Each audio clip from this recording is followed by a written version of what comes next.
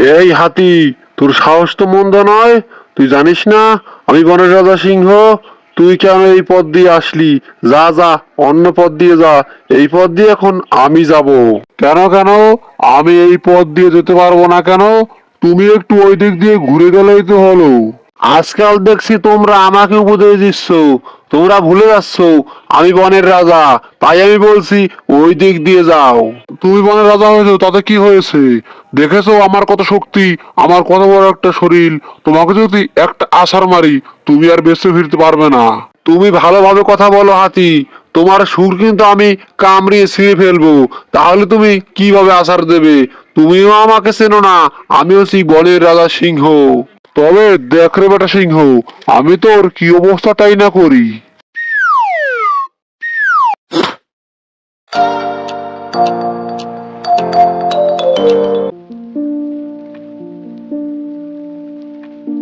মহারাজ, আপনার এই অবস্থা কে করলো? আমি তো এতক্ষণ দাঁড়িয়ে দাঁড়িয়ে দেখলাম যে আপনি খুব অসুস্থ ছিলেন। সে এখন সেখান থেকে উঠে তারপর আস্তে আস্তে হেঁটে হেঁটে এলেন। কি হয়েছে? খুব অসুস্থ বুঝি? এই শিয়াল, তুই কি বোকা নাকি? আমার আবার এই অবস্থা কে করবে? আমি নিজেই অসুস্থ হয়ে পড়েছি। কারণ আমি হচ্ছি বনের রাজা। পশু পাখিদের উপর মায়া করতে করতে, কিছু না খেতে খেতে আমার এই হাল হয়েছে। তুই একটা শিকারের ব্যবস্থা করে দে, তাহলে তুই আর আমি ভাগ করে খাবো। ও, এই ব্যাপার। কোনো চিন্তা করবেন না মহারাজ, আমি হচ্ছি শিয়াল পণ্ডিত। আমার খপ্পর থেকে বাঁচা ইম্পসিবল। দেখবেন, আমি আজকেই শিকার ধরে নিয়ে আসবো। আপনি শুধু আপনার গুহায় অপেক্ষায় থাকবেন। তাহলে আমি চলি।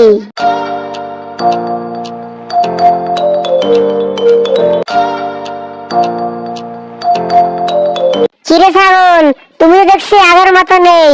তুমি কিরকম শুকিয়ে গিয়েছো। আহারে, তুমি কোনো ঘাস পাও না বুঝি? শেয়াল মশাই, তুমি একদম ঠিকই ধরেছো। আগের মতো আর এবারে কোনো ঘাস পাচ্ছি না, আর খেতেও পারছি না। সেই জন্য আমি এরকম শুকিয়ে গেছি। তোমাকে তো খুব সুন্দর দেখাচ্ছে। তুমি এখন কোথায় থাকো? ও, সেই কথা। হা হা হা। শেখ এলাই কারবার। আমি যেখানে থাকি সেখানে অনেক ঘাস আছে, আর বনটা অনেক সুন্দর। সেখানে আমি সবসময় সিংহ বাঘদের সাথে ঘুরে বেড়াই, আর তাদের সাথে খেলা করি। খুব মজা হয়। তুমি তো তা জীবনে কখনো দেখনি মনে হয়। বলো কি শিয়াল, তোমার কথা শুনে তো আমার গা ভয়তে ছমছম করছে। এরকম সাহস কোত্থেকে পেলে? সিংহের সাথে খেলা, বাঘের সাথে খেলা, সেটা তোমাকে ধরে খেয়ে ফেলবে। হা হা হা। তুমি হাসালে ছাগল ভাই, তুমি হাসালে। সে আবার কি করে সম্ভব? এসব বাজে কথা। আমি সবসময় তাদের পিঠে করে চলাফেরা করি, আর তাদের কান ধরে টানাটানি করি। কই, আমাকে তো এখনো খেলো না। এসব মিথ্যে কথা। তুমি এই মিথ্যে কথায় কান দিও না। তুমি আমার সাথে চলো, তাহলে তুমি নিজের চোখে দেখতে পারবে। তোমার কথা শুনে তো আমার দেখতে খুব ইচ্ছে করছে। তুমি সত্যি বলছো তো? তাহলে চলো, তোমার সাথে গিয়ে দেখবো, আর খুব আনন্দ করব, আর তোমার মতো সুন্দর হয়ে যাব। চলো চলো, তাড়াতাড়ি চলো।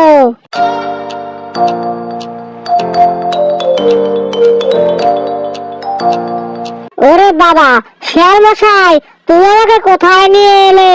এ তো দেখে আমার ভয়তে গলা একেবারে শুকিয়ে যাচ্ছে। আমি এখান থেকে চলে যাই।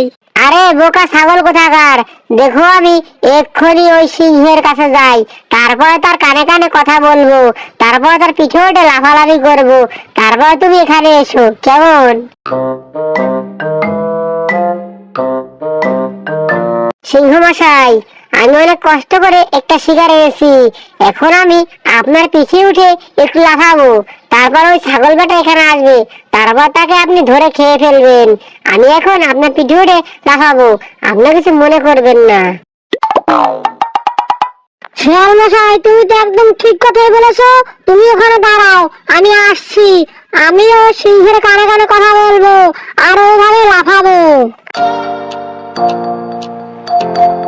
হা হা, কি মজা, কি মজা, কি মজা, হা হা, কি মজা, কি মজা। ব্যা। কিরে, কিরে পুষ্কর ছাগল ছানা, তোর এত সাহস কোত্থেকে হলো? তুই আমার কানের কাছে এসে চিল্লা চিল্লি করলি, আর আমার ঘুম নষ্ট করলি। তোর আজকে শেষ দিন। সিংহ মহারাজ, আপনি আমাকে ক্ষমা করে দিন, এতে আমার কোনো হাত নেই আর আমার কোনো দোষ নেই। আমি আসতে চাইনি, এই শিয়াল বেটা আমাকে ভুলে ভালো এখানে এনেছে, আর সেই বলেছে আপনাকে বিরক্ত করার জন্য।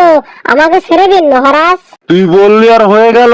তুই যে আমার ঘুম নষ্ট করেছিস, সেই ঘুম আমি কোত্থেকে পাবো? তোর আজকে সাজা পেতেই হবে, তোকে আমি এক্ষুনি খেয়ে ফেলবো। হাম।